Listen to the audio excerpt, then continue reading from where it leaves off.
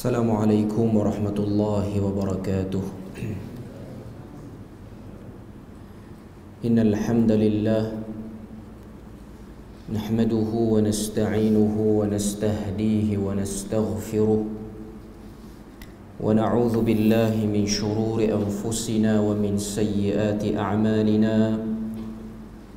Man yahdihillahu fala mudilla lahu ومن يضلله فلا هادي له. أشهد أن لا إله إلا الله وحده لا شريك له وأشهد أن محمدا عبده ورسوله.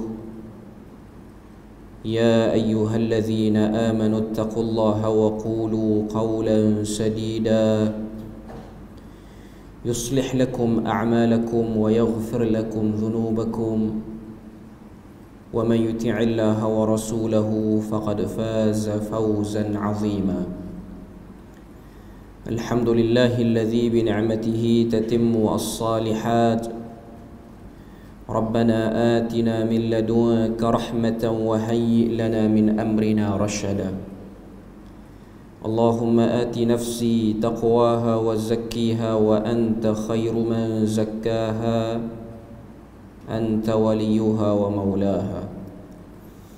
Alhamdulillah, syukur pada Allah Azza wa Jal kerana dengan rahmat dan juga limpah kurnia yang Allah Ta'ala berikan, dapat kita bersama pada malam ni menyambung perbahasan daripada mukhtasar mazhab dan firqah umat Islam.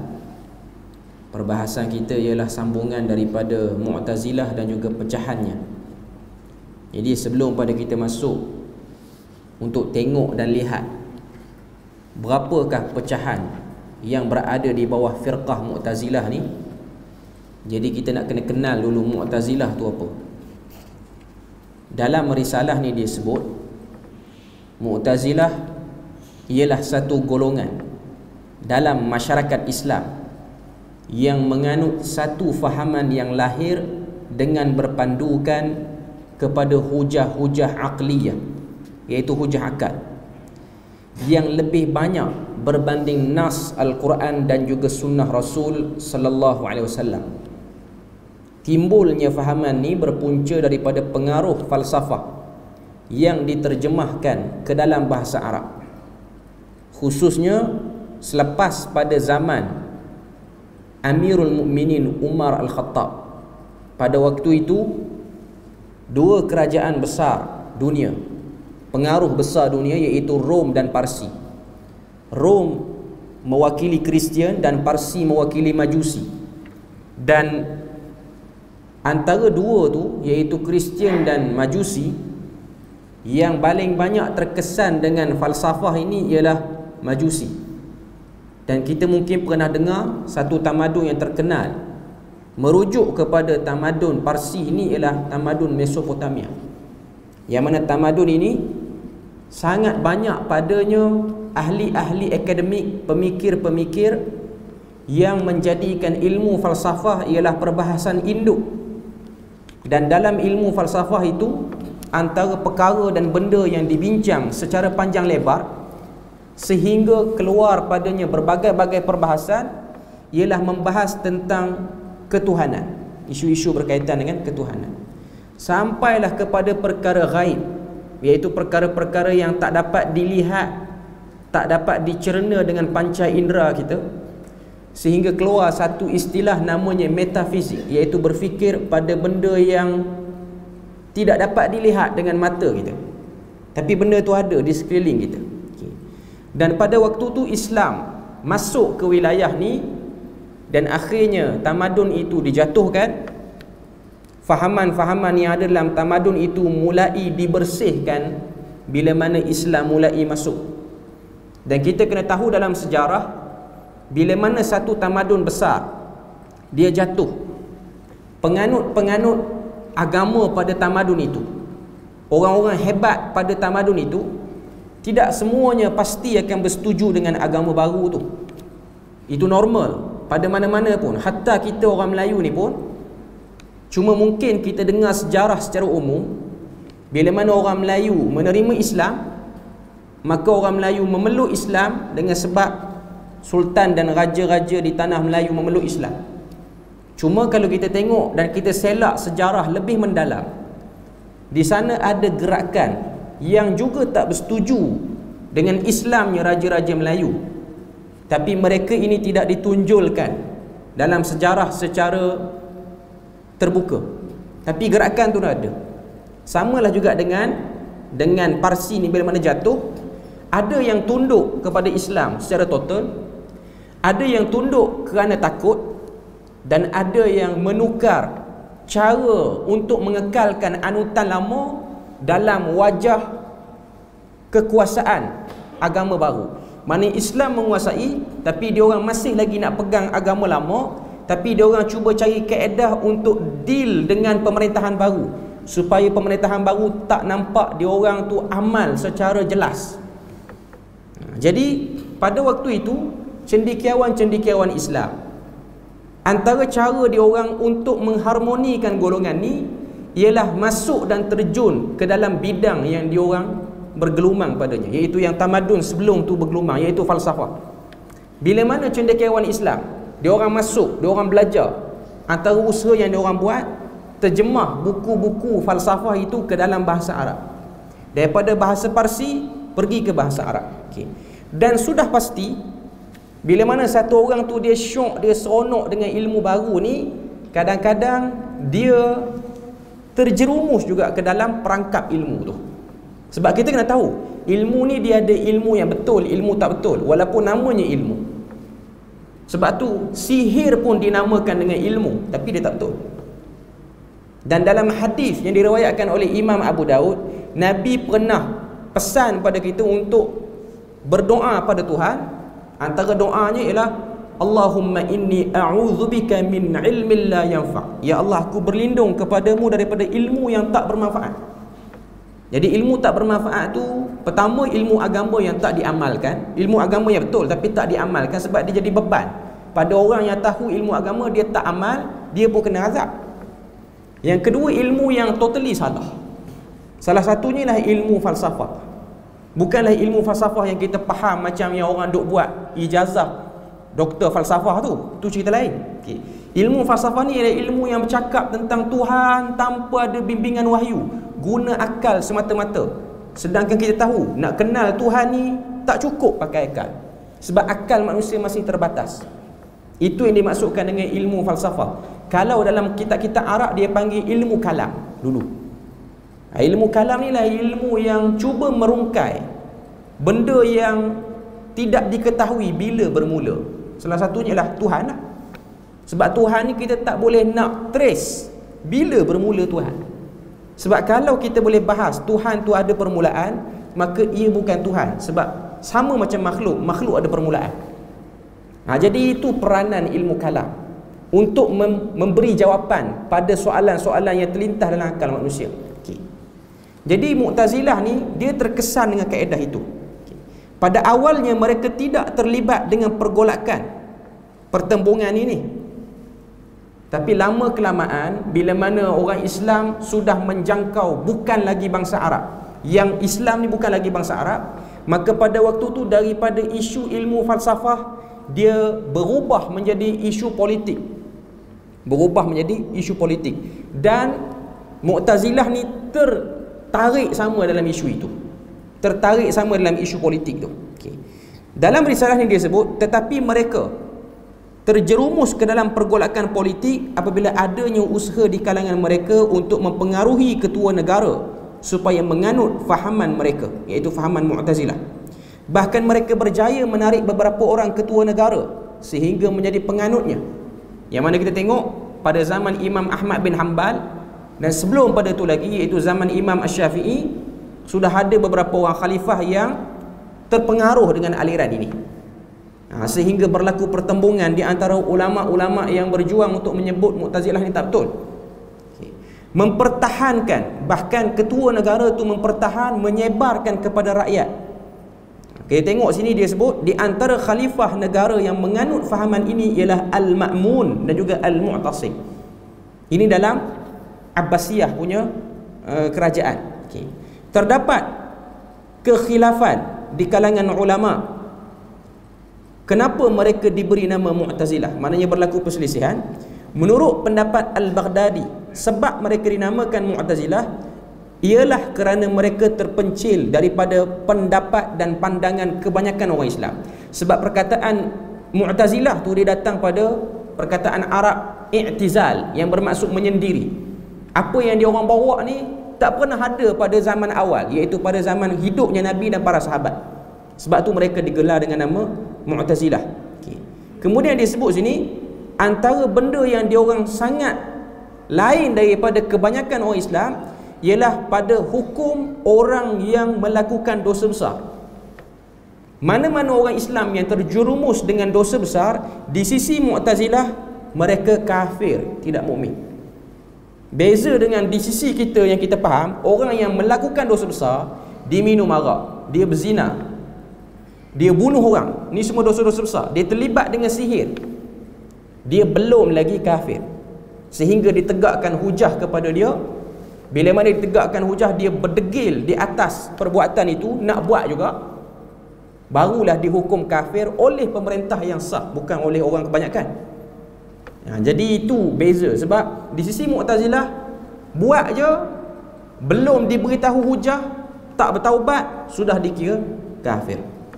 Menurut Asy-Syahrastani, Syahrastani ni antara tokoh ulama yang menulis sebuah kitab Al-Milal wan Nihal, kitab yang himpunkan mazhab-mazhab akidah. Dia kata dinamakan Mu'tazilah ialah apabila pemimpin mereka yang bernama Wasil bin Ata Al-Makhzumi, ini dia punya pengasas dia, Wasil bin Ata Al-Makhzumi, yang juga digelar dengan gelaran Ghazal Al-Altha'. Ghazal Al-Altha' ni maksud dia apa? Orang yang tak boleh sebut huruf Ra dengan baik, ataupun orang yang tak boleh sebut huruf R dengan baik. Dia ada problem pada lidah dia. Sekarang ni, zaman sekarang ni, yang tak boleh sebut huruf R ni France lah, orang Perancis. Orang Melayu kita pun ramai, lepas tu mengaku keturunan Perancis. Melayu tu Melayu lah. Kalau lidah tu pandak, tak boleh sebut huruf R, tak boleh sebut lah. Okay. Cuma gelaran yang diberikan kepada Wasil bin Ata ni Al-Altha'. Ghazal tu ada yang mengatakan dengan sebab dia orang ni tukang tenun. Sebab Ghazal dalam bahasa Arab maksudnya tukang tenun. Al-Altha', lidah dia problem nak sebut huruf A. Okay. Dia ni murid kepada tabi'in. Wasil bin Ata ni yang tak reti sebut huruf Ra ni, dia ni murid pada tabi'in yang terkenal, iaitu Hasan Al-Basri. Maknanya bukan orang yang lekeh jugalah. Okay.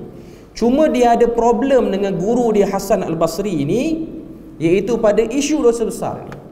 Di sisi Wasil bin Ata, orang yang buat dosa besar ialah orang yang kufur. Tapi Hasan Basri dia kata tak, selama mana dia belum buat dosa syirik, dia belum lagi kufur. Terlibatnya satu orang dengan dosa besar tidak menjatuhkan orang tu ke lembah kekufuran sehingga syirik. Sebab dosa yang Tuhan sebut dalam Quran yang mengeluarkan orang tu daripada Islam ialah syirik saja. Bunuh orang, berzina, minum arak, belum lagi keluar. Tambah pula kalau dia buat dalam keadaan jahil, tak tahu benda tu dosa besar, ada keringanan, ada keuzuran. Okay. Jadi dia tak setuju dengan guru dia, akhirnya dia meninggalkan halaqah guru dia. Dia tak join dah kelas Hasan Basri, dia buat kelas dia sendiri, dan dia pun ada pengaruh. Sebab dia ni anak murid pada tabi'in. Hasan Basri tabi'in yang besar. Dia sempat dengan Umar Al-Khattab. Bahkan ada riwayat mengatakan Hasan Basri ni ditahnik oleh Umar Al-Khattab pada waktu bayinya, pada waktu kecilnya. Jadi bila mana dia murid pada tabi'in, of course dia ada pengaruh. Jadi dia pun menyendiri, dia bawa fahaman dia, dan dia ada pengikut-pengikut dia, sehinggalah pengikut dia tu membawa aliran dia. Dan daripada aliran Mu'tazilah yang diasaskan oleh Wasil bin Ata Al-Altha' ni berkembang sehingga berlaku pecahan yang banyak nisbah kepada Mu'tazilah. Ada yang kata sampai 20, dan ada yang kata lebih. Okay. Antara ciri-ciri pegangan yang berbeza antara Mu'tazilah dengan Ahlus Sunnah wal Jamaah ni, dalam risalah ni dia letak 4 ciri. Yang pertama, dalam perkara tauhid mereka menafikan sifat azali bagi al-lahfat, bagi Allah. Okay. Maknanya sifat azali bagi Allah itu tidak ada. Sifat-sifat kudrat, hayat, sama dan basar dan yang lain daripada zatnya. Oleh itu kata mereka Allah itu sami', Allah itu hayyun dan Allah itu basir. Okay. Apa ni? Apa yang dia nak sebut ni? Iaitu kita tak bahas tentang azali Tuhan. Maknanya dia orang macam nak kata Tuhan ni dia ada perbahasan bila dia mula. Kan kita dah sebut tadi dia terkesan dengan falsafah. Falsafah ni dia bahas setiap benda ada permulaan, termasuk Tuhan. Cuma kita blind, tak tahu Tuhan mula. Tapi kena tahu dia tak ada benda yang wujud, dia tak ada permulaan. Dan dalil yang dia orang guna pun kuat juga. Sebab dalam Quran ada sebut huwal awwalu wal akhiru wal zahiru wal batin. Nanti kita sebut lain kali. Cuma nak katanya golongan-golongan ni dia bukan pakai hujah akal semata-mata jugalah. Dia ada sokongan juga daripada dalil-dalil nas. Sebab dia kata Quran pun sebut, Tuhan pun kata dialah yang awal. Jadi kalau benda tu ada awal, ada mulanya. Bukan setakat dia sebut dia awal, wal akhir pun dia sebut huwal awwal wal akhir. Cuma kita akan sebut lain kali perbahasan tu. Nak katanya antara pembeza dia dengan ahlu sunnah. Macam kita isbat bagi Tuhan itu ada sifat azali, sifat yang memang kekal pada Tuhan. Kita tak bahas dia mula bila. Tuhan itu ada kudrat, Tuhan itu ada hayah, Tuhan itu ada sama'. Ini sifat-sifat yang sedia ada. Tapi bagi Mu'tazilah, sifat-sifat ni dia baru keluar selepas Tuhan buat makhluk. Sebelum Tuhan buat makhluk, sifat tu tidak ada pada Tuhan. Maknanya Tuhan itu belum lagi ada sama'. Lepas buat makhluk baru ada sami'. Tak ada lagi basar. Lepas ada makhluk baru ada basir. Itu pandangan dia orang. Dan pandangan tu memang pelik dan terpencil. Sebab apa? Terkesan dengan falsafah. Terkesan dengan falsafah. Okay. Yang kedua, antara ciri Mu'tazilah dengan Ahlu Sunnah, apabila Allah itu bersifat adil, di antara keadilannya ialah dia menjadikan manusia yang menjadikan perbuatan mereka. Bukannya Allah yang menjadikan perbuatan itu. Oleh itu, berlakulah keadilan dalam perkara menghukum ke atas orang yang mengerjakan amal baik dan jahat. Okay. Ini pelik sikit cara dia orang faham. Dia kata antara bentuk keadilan Tuhan, Tuhan jadikan kita ni boleh berkelakuan jahat ke buruk, jahat ke baik. Kita boleh dan kita berbakat untuk jadi baik, untuk jadi jahat. Cuma di sisi Mu'tazilah, waktu kita pilih nak jadi baik jahat, Tuhan tak tahu. Sehingga kita buat, baru dia tahu. Beza dengan Ahlu Sunnah wal Jamaah, Tuhan beri kita kuasa pilih dan dia tahu kita pilih apa. Itu yang kita faham. Dan Tuhan nak tunjukkan keadilan dia ialah dengan dia mengadili kita berdasarkan pilihan. Kita pilih, waktu kita nak pilih tu Tuhan dah tahu. Tapi sisi Mu'tazilah, lagi kita tak pilih, lagi tu Tuhan tak tahu. Since kita pilih, baru dia tahu. Jadi ada sifat kurang pada Tuhan sebab dia tidak alim, dia tidak khabir. Banyak ayat Quran sebut tentang dia tu alim, maha mengetahui, khabir, maha memperhalusi dia punya pengetahuan dia. Itu yang kedua. Yang ketiga, mestilah umat Islam itu mempunyai imam yang memimpin mereka bagi meluluskan hukum dan menegakkan hukum had. Ini lebih kurang dengan Syiah perbahasan sebelum ni. Mereka ada konsep al-imamah. Orang Islam dia tak boleh menyendiri, dia kena ada pemimpin. Mana-mana tempat pun dia kena lantik pemimpin. Maknanya orang-orang Islam yang duduk di negara minoriti Muslim, Islam dia tak sah sebab tak ada pemimpin yang sah, iaitu pemimpin yang berkuasa di kawasan itu. Selagi tak boleh tertegak hukum syariat di negara itu, maka keislaman orang yang duduk di kawasan itu tidak sah. Itu di sisi Mu'tazilah. Sedangkan di sisi Ahlussunnah wal Jamaah, orang Islam dia tak perlu kepada pemimpin. Dia boleh menjalankan Islam walaupun dia seorang diri. Dia tak perlu pun. Okay.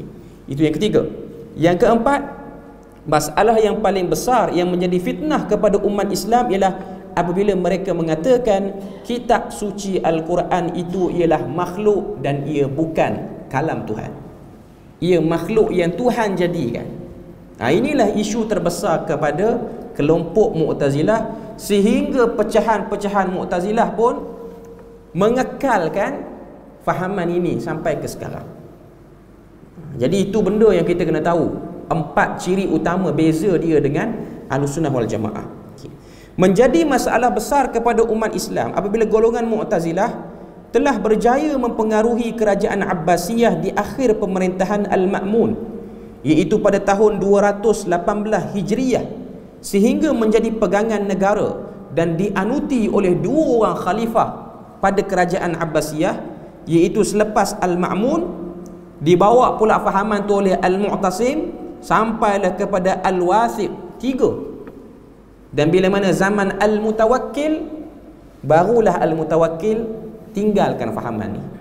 Pada zaman Al-Mutawakkil ni ialah zaman akhir hayat Imam Ahmad bin Hanbal. Dan kalau kita tengok pertembungan antara Imam Ahmad dengan tokoh Mu'tazilah yang terkenal, iaitu Ahmad bin Abi Du'ad. Imam Ahmad ni dia berkelahi dengan Ahmad jugalah. Ahmad bin Hanbal Ahlussunnah wal Jamaah, Ahmad bin Abi Du'ad Mu'tazilah. Dua-dua Ahmad. Dua-dua digelar dengan imam, dua-dua dikagumi oleh aliran masing-masing. Mu'tazilah mengagumi Ahmad bin Abi Du'ad. Dan dah berlaku perdebatan antara Imam Ahmad dengan Imam Ahmad bin Hanbal dengan Ahmad bin Abi Du'ad. Sudah berlaku perdebatan dalam isu Quran ni makhluk ataupun tidak. Cuma Khalifah Ma'mun baik, Mu'tasim baik, Al-Wathiq baik, diorang dah tengok hujah Ahmad bin Abi Du'ad tak kuat, tapi diorang ni masih lagi ada sifat ego. Diorang nak pegang pandangan Mu'tazilah juga. Sampai zaman Mutawakkil baru berubah. Mutawakkil ni dia ada sifat terbuka sikit. Antara sebab kita tengok Mutawakkil ni dia tinggalkan fahaman Mu'tazilah yang diwarisi daripada sebelum-sebelumnya, ayah dia, Tok Wan dia apa semua ni, ialah berlakunya perdebatan antara Imam Ahmad bin Abi Du'ad Al-Mu'tazili, yang Mu'tazilah itu, dengan satu orang tua. Dalam kitab sebut satu orang tua, Syekhun Kabir, tak disebut nama. Satu orang tua ni telah dipenjara dengan sebab dia pun mempertahankan akidah Ahlussunnah wal Jamaah. Tak disebut dia tu ulama' ke siapa. Sebelum pada tu dah berujah antara Ahmad bin Abi Du'ad dengan Ahmad bin Hanbal ni. Cuma khalifah tak ambil serius, sebab orang kata apa, bisikan memburukkan Ahmad bin Hanbal tu sangat kuat. Orang nampakkan Ahmad bin Hanbal tu sangat-sangat sesat, sehingga datang satu orang tua ni, dia berujah di hadapan Mutawakkil. Satu soalan saja yang diajukan oleh lelaki tua ni kepada Ahmad bin Abi Du'ad, iaitu kalau kita tengok dalam kitab-kitab sirah, dia sebut soalan si tua ni tanya pada Ahmad bin Abi Du'ad. Dia tanya, wahai Imam Ahmad bin Abi Du'ad, apa yang kamu duk perjuang ni, pernah tak Nabi perjuang zaman dia hidup tu? Itu ya soalan dia. Yang kamu duk pertahan ni, Quran ni bukan makhluk, Quran ni makhluk, bukan kalamullah. Nabi pernah sebut tak benda yang kamu sebut ni by word sama macam yang kamu sebut? Ahmad bin Abi Du'ad kata tak pernah sebut. Lepas tu dia tanya lagi, adakah kalau Nabi tak sebut, maknanya Nabi tak tahu benda ni? Dia kata tak, Nabi mesti tahu. Jadi apa yang kamu bawa kalau Nabi tak pernah sebut dan kamu tahu Nabi dah tahu benda ni? Jadi apa yang kamu bawa ni sia-sia. Masa tu baru Mutawakkil terfikir, ya tak ya juga, kalau benda ni serius mesti Nabi dah sebut dulu. Tapi Nabi tak pernah sebut pun. Datang zaman ni baru nak sebut. Jadi benda tu tidak ada kepentingan. Barulah Mutawakkil melepaskan Ahmad bin Hanbal, diberi kemuliaan Ahmad bin Hanbal. Lama kelamaan pengaruh Mu'tazilah ni makin berkurang. Pengaruh masih ada, tapi sudah berlaku timbal balik. Maknanya Mu'tazilah dah makin kurang pengaruh, naik Ahmad bin Hanbal dan lain-lain daripada kalangan Ahlussunnah wal Jamaah, dan ulama-ulama yang takut sebelum pada ni, mereka sudah berani menyatakan pendirian. Cuma apa yang dibayar oleh Ahmad bin Hanbal tu sangat teruk lah. Sebab Imam Ahmad pernah kena tahanan rumah, pernah kena pukul, pernah kena macam-macam. Sehingga kalau kita tengok sebahagian para penuntut hadis yang sezaman dengan zaman Imam Ahmad bin Hanbal dengar Imam Ahmad hebat hadis nak pergi belajar, tak boleh. Sebab waktu tu dia kena tahanan rumah. Saya tak ingat nama apa satu orang tokoh tu. Cuma tokoh tu dia datang jauh daripada Maghrib. Maghrib ni bukan Morocco sekarang. Kalau sebut Maghribi, dia bukan Morocco sekarang. Dia Morocco, Mauritania, termasuk sebahagian Sepanyol sekali dalam tu. Itu wilayah Maghrib dia panggil. Mana boleh jadi daripada Sepanyol, daripada, sebab kata tokoh ni dia datang jumpa Imam Ahmad bin Hanbal, cakap dekat tepi tingkap ya, sebab Imam Ahmad tak boleh keluar rumah. Dia beritahu dekat Imam Ahmad, dia kata, bagilah aku hadis. Aku datang jauh. Aku datang daripada tempat yang orang situ tak bercakap dengan bahasa Arab. Mana mungkin Sepanyol dan lain-lain lah. Okay. Imam Ahmad kata, kalau kamu nak dengar hadis, kamu boleh datang rumah aku esok, tapi kamu kena tukar cara pakaian. Jangan bagi nampak macam orang belajar ilmu. Jangan bawa kitab sangat. Sembunyikan catatan tu. Lepas tu berpura-pura macam orang kutip sampah. Duduk tepi tingkap. Kamu dengar aku baca hadis, kamu catat. Jangan bagi orang nampak. Sebab kalau kamu ada orang nampak, orang akan tangkap aku dan akan tangkap juga kamu sekali. Sebab waktu tu dia kena tahanan rumah. Waktu tu dia kena tahanan rumah. Dan waktu tu di Mesir ada pergolakan sendiri. Di Iraq pun ada pergolakan. Imam Ahmad ni duduk di Iraq lah, di Baghdad pada waktu itu. Okay. Jadi itu sedikit pengenalan berkenaan dengan Mu'tazilah. Okay. Kemudian kita tengok pecahan Mu'tazilah. Seterusnya Mu'tazilah berpecah pula kepada beberapa mazhab.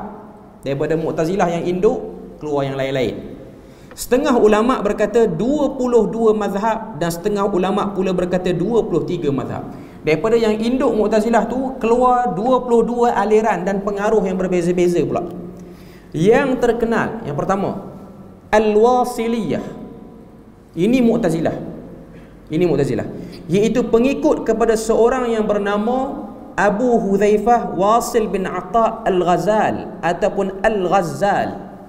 Pernah menjadi pengikut kepada Hasan Basri dan menganut mazhab Mu'tazilah setelah dia membaca buku-buku falsafah dan terpengaruh dengannya. Di antara fahaman yang pertama, orang yang mengerjakan dosa besar hukumnya tidak Islam. Dan mereka itu kafir.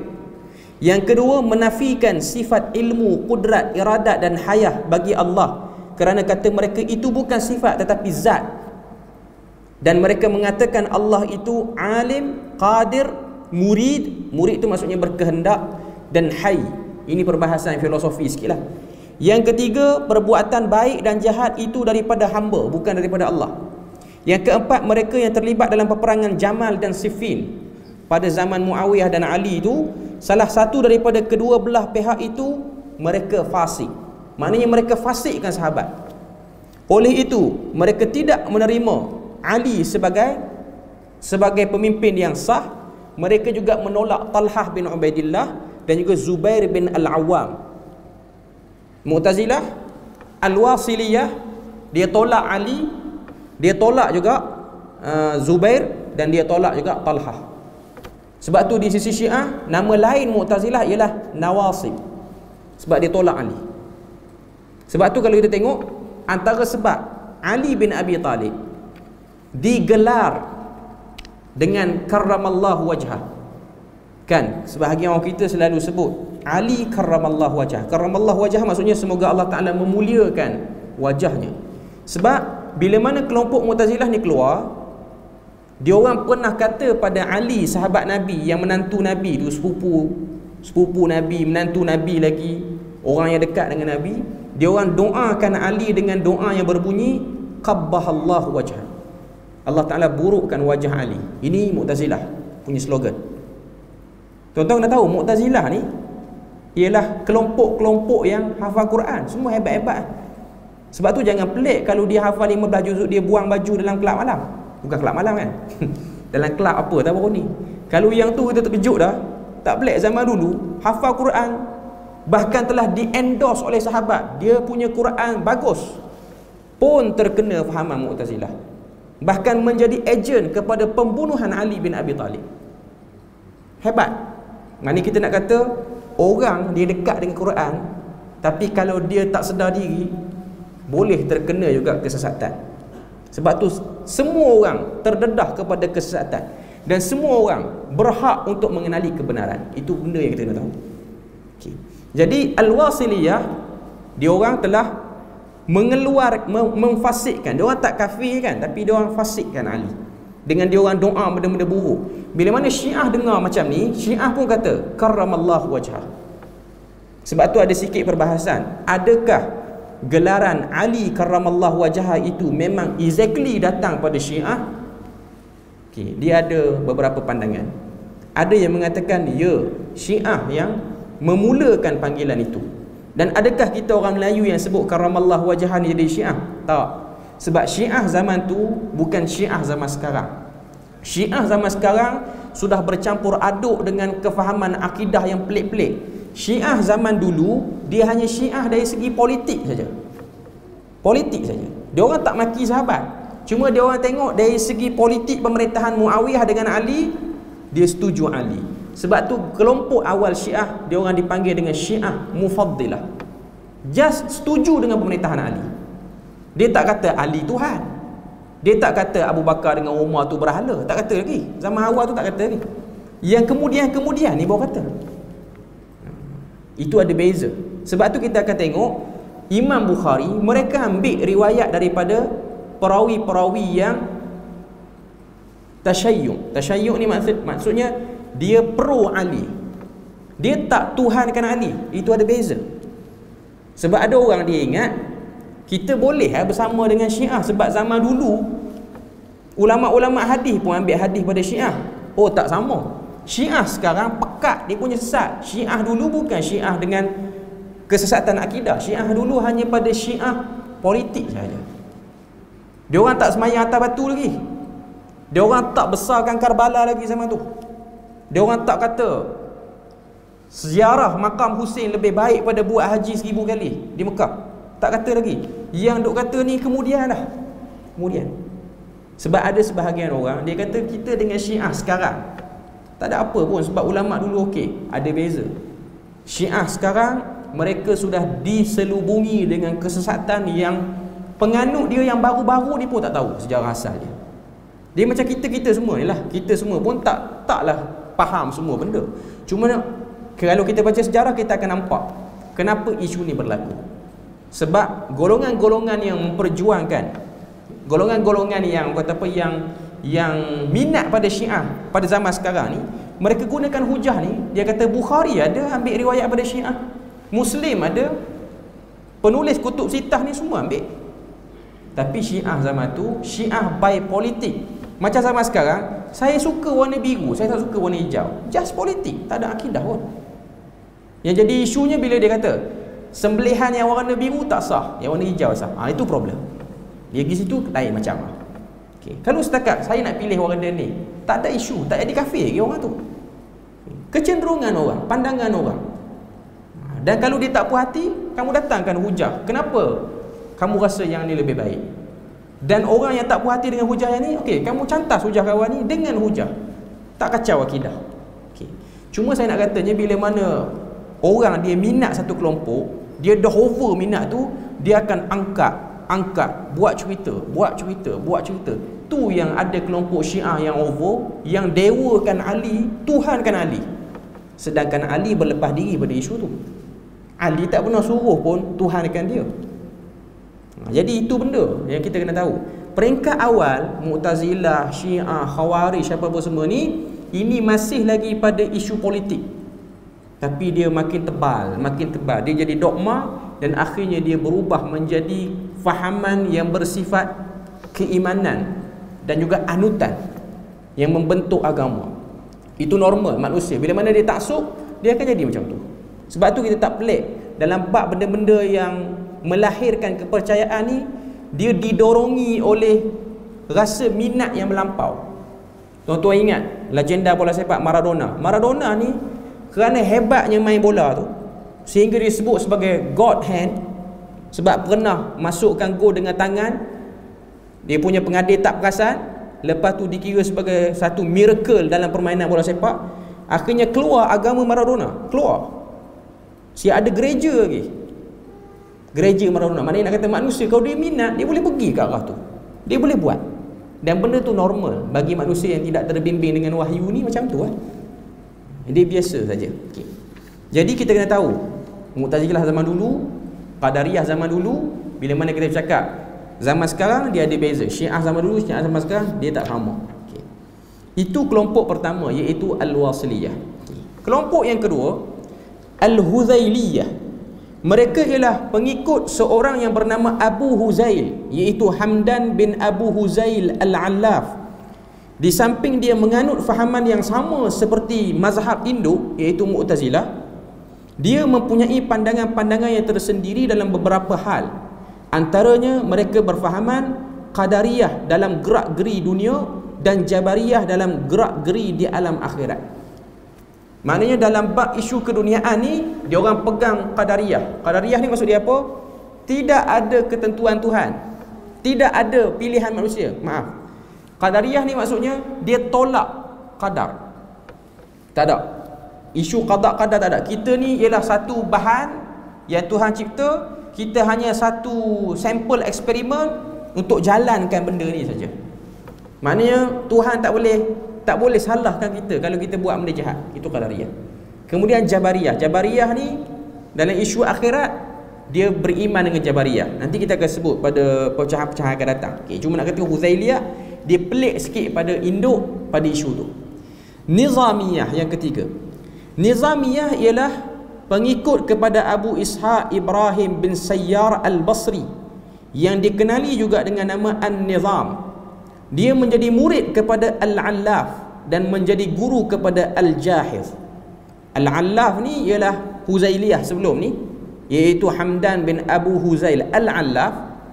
Okay. Lepas pada tu, dia berguru dengan satu orang tokoh tafsir di sisi Mu'tazilah, iaitu Al-Jahiz.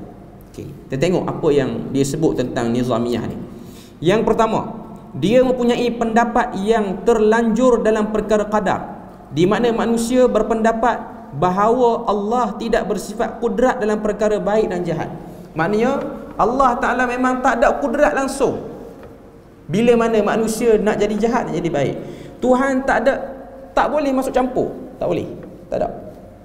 Maknanya tidak ada ruang untuk Tuhan ambil pot kalau manusia tu nak jadi jahat ke nak jadi baik.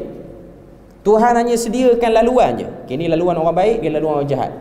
Dia nak pilih apa, tak boleh nak dakwa manusia ni. Okay. Kalau kita tengok, macam mana dia boleh fikir macam ni? Itulah pelik manusia. Manusia ni dia ada orang, setengah-setengah manusia ni, dia suka fikir pelik pada orang, dan dia rasa hebat kalau dia bawa benda pelik. Sebab tu dalam di sisi orang Arab, dia ada satu kata-kata yang terkenal, khalif tu'raf. Lain pada orang, kamu popular. Macam zaman sekarang, buat benda pelik, popular orang tu. Buatlah apa-apa pun dalam agama, tapi benda tu pelik, dia akan viral zaman sekarang. Zaman dulu pun sama. Bila mana satu orang tu dia pilih untuk buat benda pelik, maka dia akan jadi popular. Okay. Jadi dia pegang pandangan ni.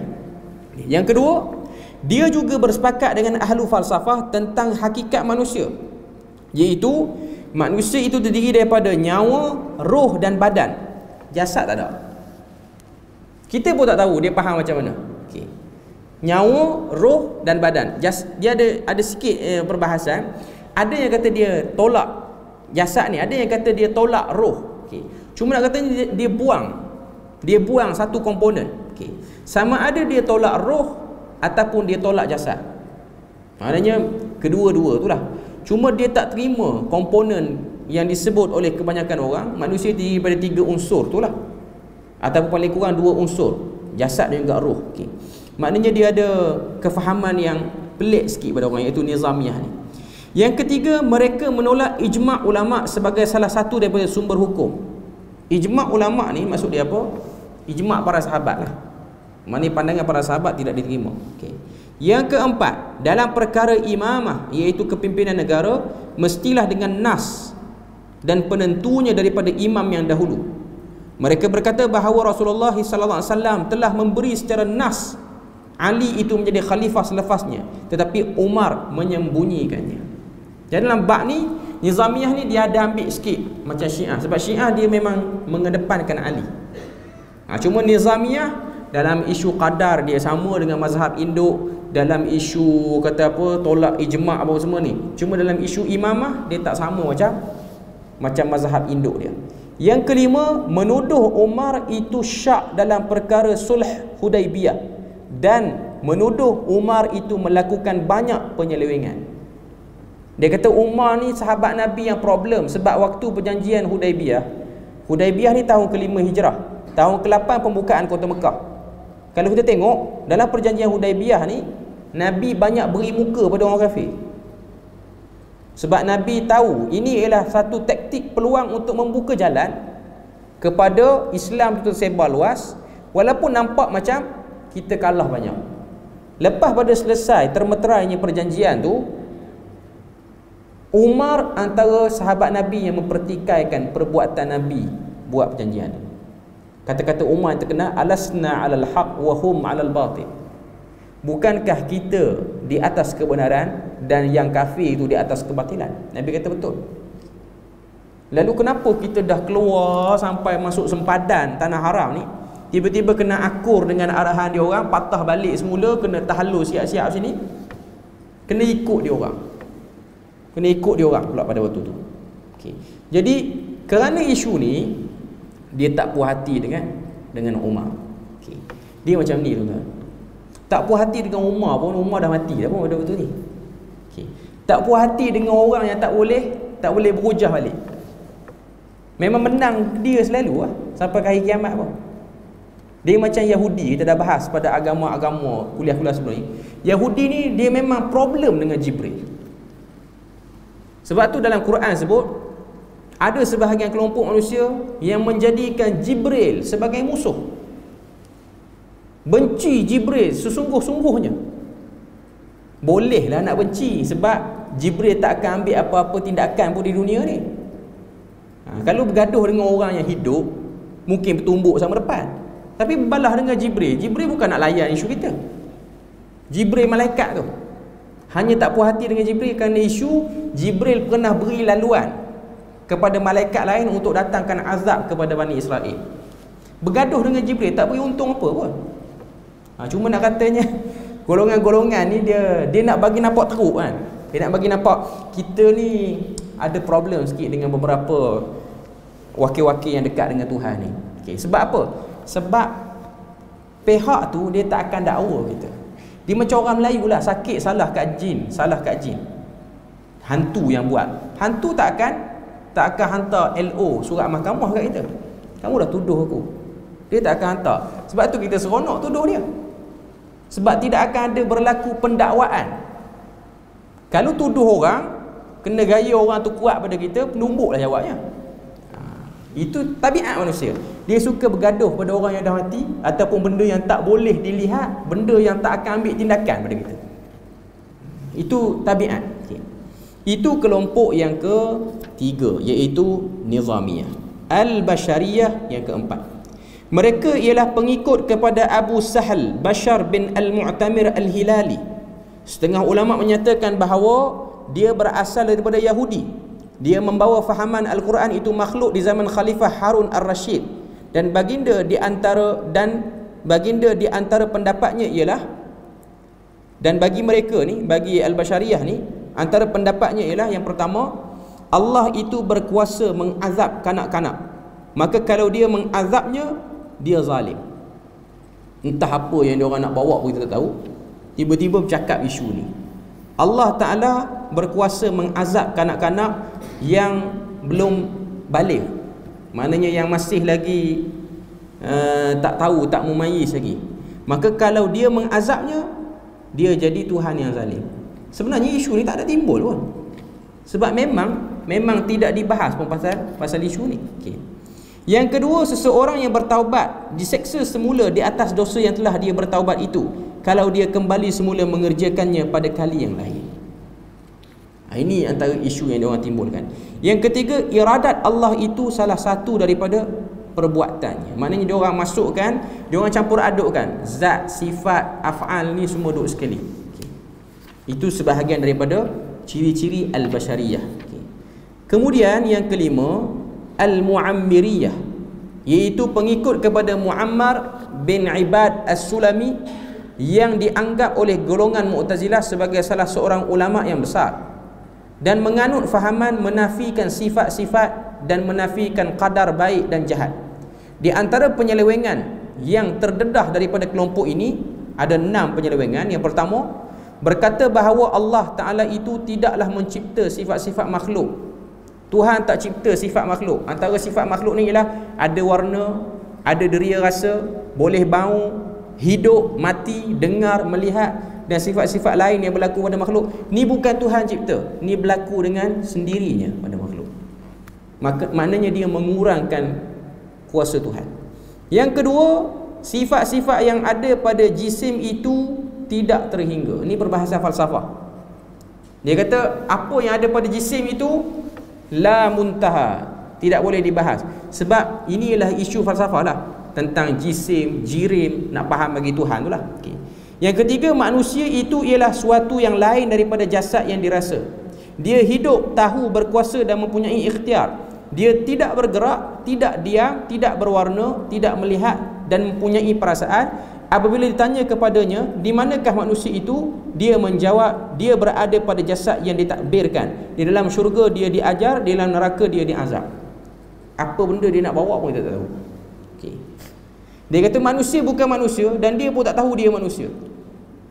Tuan-tuan, kalau kita cek kan, kelompok-kelompok macam ni, biasanya pengasas yang bercakap macam ni mesti ada mental. Mesti ada mental. Dia ada satu kelompok di India yang terkenal, Qadiani ni diasaskan oleh Mirza Ghulam Ahmad. Qadiani ni di Malaysia ada. Bahkan dia orang pernah buat petition banyak kali untuk menjadikan mereka ni boleh menyebar luaskan. Dan mereka telah declare dia orang bukan Islam, tapi dia orang Qadiani. Mirza Ghulam Ahmad ni daripada kecil lagi disahkan oleh pakar perubatan, dia ada mental, dia ada sakit mental, dia ada problem. Tapi dalam sakit mental pun buat ajaran pengikut dia ramai, rentas benua. Tuan-tuan jangan main-main dengan orang sakit mental ni. Dia ada sakit mental, dia mental tepi-tepi jalan itu ya. Dia ada sakit mental yang lain macam. Sakit mental yang dia ada satu sikap, dia rasa dia hebat, dia boleh buat macam-macam. Kita beri laluan azan dulu. Okay. Kita sambung sikit lagi dalam Al-Mu'ammiriyah ni, penutup dia ada 6 ciri. Tadi kita dah sebut perbahasan tentang manusia. Manusia itu bukan manusia kerana dia tidak tahu jasad dia yang dirasa. Ini hanyalah sangkaan diri sendiri je lah ni. Okay.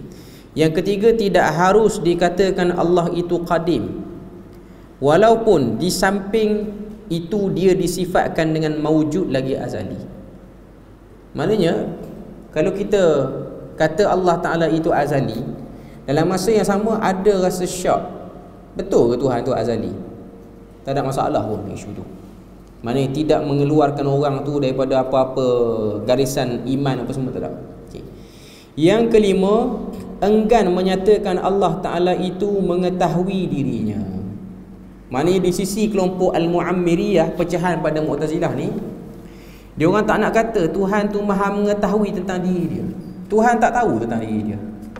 Dia Tuhan, tapi dia tak tahu tentang diri dia. Ni manusia, dia boleh fikir, dia nak jadi sesat ni macam-macam dia boleh fikir. Yang keenam, mendakwa Quran itu termasuk dalam perkara arad. Arad ni istilah dalam ilmu falsafah, iaitu sifat yang berdiri pada yang lain. Satu benda, sifat tu kena ada benda lain, baru sifat tu berjalan, baru sifat tu keluar daripada makhluk ni. Okay. Dan arad itu ada 2 bahagian. Antaranya ialah apa yang dibuat oleh yang hidup dan yang dibuat oleh yang mati. Maknanya Quran tu sendiri dia boleh beri kesan yang berbeza-beza pada orang, dan setiap kesan itu bukanlah benda yang perlu diselaraskan. Maknanya Quran ni, kalau orang tu dia boleh faham macam ni Quran, maka itu betul bagi dia walaupun salah bagi orang. Sedangkan Quran ni bukan boleh pakai kaedah macam tu. Okay. Mestilah pada hakikatnya Allah Ta'ala itu membuatnya. Dan Al-Quran itu ialah perbuatan kepada tempat di mana dia mendengar padanya. Sebab dia orang kata, kalau dia orang tu sesat dengan sebab dengar Quran, sesat tu sendiri Tuhan buat. Dan dia tak salah sebab Tuhan yang buat benda tu. Entah apa dia nak cakap pun tak tahu. Cuma nak katanya itulah cerita Mu'tazilah ni. Dia duk pusing kau nak. Sebab tu falsafah ni dia berakhir dengan tak ada jawapan. Ilmu falsafah ni terlampau banyak sangat perbincangan tu, dibahas, bahas. Lala tak jumpa jawapan. Lala yang terlibat dengan falsafah tu pun sendiri tak boleh beri apa-apa conclusion pun. Sebab semuanya bercanggah. Dan kita kena terima semua pencanggahan tu. Kita tak boleh bangkang pencanggahan. Sebab selagi mana orang tu dia boleh fikir macam ni, yang dia fikir tu ialah ilham Tuhan yang dikira sebagai kerja Tuhan juga. Dan tak boleh kita remehkan kerja Tuhan. Itu pandangan Mu'tazilah. Dan kita akan sambung lagi perbahasan-perbahasan akan datang, sebab dia ada lebih kurang 20 pecahan dalam buku kita ni. Jadi kita baru bahas 5, ada beberapa belah lagi daripada Mu'tazilah. Yang ni ialah pecahan yang mungkin ada sekarang, mungkin juga tak ada. Cuma kita kena tahu, yang berfahaman seperti ni, dia orang tak akan namakan kumpulan dia orang pada zaman sekarang dengan Mu'tazilah nama lain. Tapi dia punya cara fikir tu sama. Nanti kita akan bahas pada minggu akan datang perbahasan yang lain. Setakat tu saja, moga Allah Ta'ala beri rahmat dan berkat. Subhanakallahumma wa bihamdika asyhadu an la ilaha illa anta wa astaghfiruka wa atubu ilaik. Wassalamualaikum warahmatullahi wabarakatuh.